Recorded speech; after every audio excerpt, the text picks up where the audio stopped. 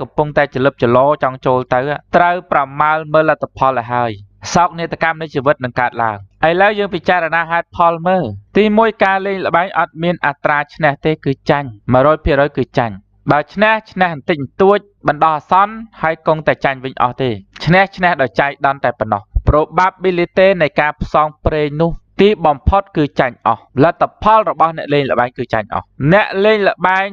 ដែលរកត្រូវរកឈ្នះគឺជាអ្នកលេងល្បែងដែលពោពេញដោយល្បិចដល់រហ័សរហួនជាទីបំផុតគេអត់ពឹងទៅលើ probability ទេគេពឹងលើបច្ចេកទេសគេពឹងលើល្បិចគេពឹងលើយុទ្ធសាស្ត្រគេពឹងលើការសហការគ្នាដែលយើងមិនអាចយល់បានទេ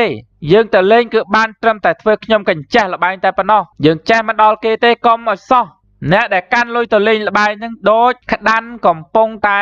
ដើរចូលក្នុងហ្វូងខ្លាហ្វូងតោដោយមិនដឹងខ្លួនហើយឈឺចិត្តណាស់នៅពេល